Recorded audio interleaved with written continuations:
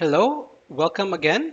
In this section, we will learn more about functions. Last time, we learned how to pass values from our variables into our functions and returning single value. In today's session, we will learn about void passing or returning void values and also returning multiple values. So to start off, let's learn about void passing. Uh, when you say void passing, it means that you don't return values at all.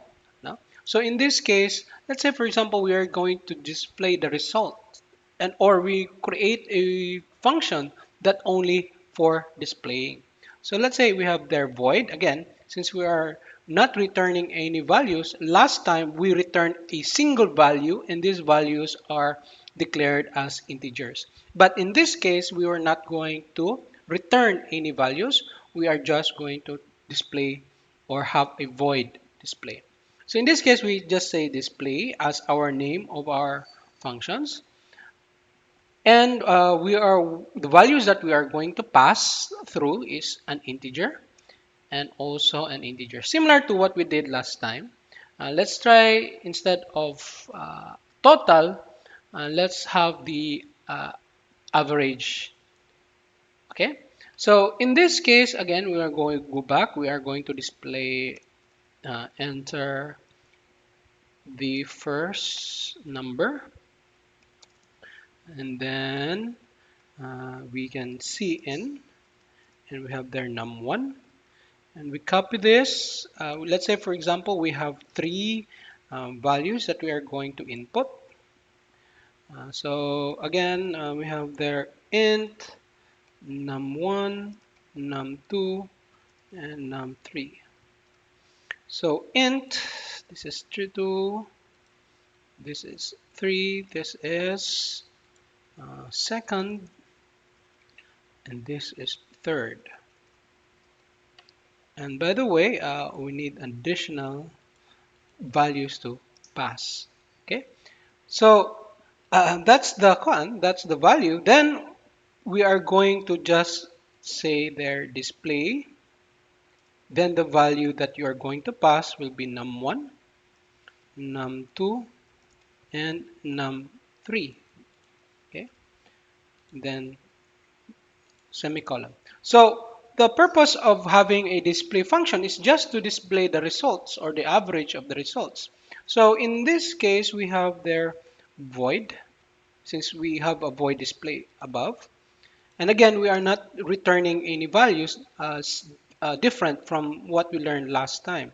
So display, and the values we can now have A, B, C. Okay, so that is our function, and we can now declare their, let's say for example, total, and we can have their average. So in this case, we can say A total will be equals to A plus B plus C. Then average will be equals to total divided by 3. Then of course, since we are not going to return any value since we are using void and we are just going to display it, then we can also automatically say cout, uh, cout the average is blank, and which is average. Again, in this case, we don't return the value. We only use this function to display what is inside our, by the way, we place there int, and int. Okay. And again, it's quite different from the previous one is because in the previous one we return the value and the value that is returned will be displayed, but in this case we have a function that will display for us. So if we run this code, we can see here, uh, by the way, we have there 3, 5, and 6, and we can see that the average is equals to 4. Again, we can see here that we did not pass any value and we only have this function to display it. Okay, so that's if we follow the main program, it's just say, okay, pass this value to display, pass this value to display, pass this value to display. Okay, so this void main display is only for displaying the value. So you can create such function that that returns void value. So we can say return. By the way, we can have the return an empty value. Yeah. So if you run it again, we can see that you have 3, 5, and 7. Again, the average is 5. Okay, so that's how an example of returning values or making a function that does not return any values. So it's just the value is just displaying it. So next one, let's have multiple, let's say multiple, we swap values or we try to have multiple returns. No?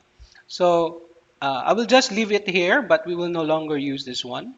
Uh, uh, okay, let's just delete this one so that it will not be confusing. So the next one is returning multiple values. Let's say, for example, we are going to swap this value. So let's say, for example, you place there 35 in num1 and we place as 100. Then the values will be swapped and num1 will have the value of num2 and num2 will have the value of num1. So what you can do is, let's say we can create there, here we delete this one. We don't use this one. So to declare some sort of a, multiple return, we can have it like this. And we will call this one function a swap. Then in the swap, we have int. And what's the difference there is you're going to place an and, an a, or and, an int, and. The, the, the main purpose of this one, it means that it will return and go back to its own variable. Okay, and I will show you it's much clearer if I'm going to write the code uh, further. So here I'm going to invoke the swap. So it means that what the values that I'm going to pass is num1 and num2. Okay, then I will say cout so that we will know the value of num1 is equal to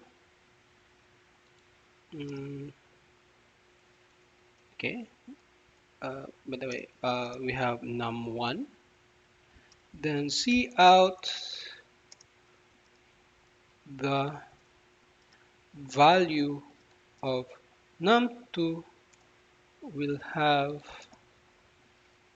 num2. Okay, so it's basically we are going to swap those values and the function that will do it for us will be the swap function. So let's make a swap command or function. So again, this is an int and we are going to return multiple values. So in this case, we are saying that int and is a and is a, then int and is b. Then once we are going to use that one, um, in order for us to swap, it's basically let's say you have a temporary uh, a uh, temporary will now be equals to a and b will now be equal a will now be equal to b and b is now equal to temporary value holder. Okay, so basically what we are doing here is a will be stored for in temp and b will be replaced, a will be replaced with the value of b, and what we stored in temp will be now stored in b. So basically we are trying to swap the instruction. And of course we are just going to return no return values that are empty. And because we have this one, and it the values there is still goes back, so the value of A will now be returned back to num, and the value of B will now be placed back to num2. So therefore, in this case, it's already, since we already went through here, it's already swapped. So the value now is changed because of this command. So let's try to run this code.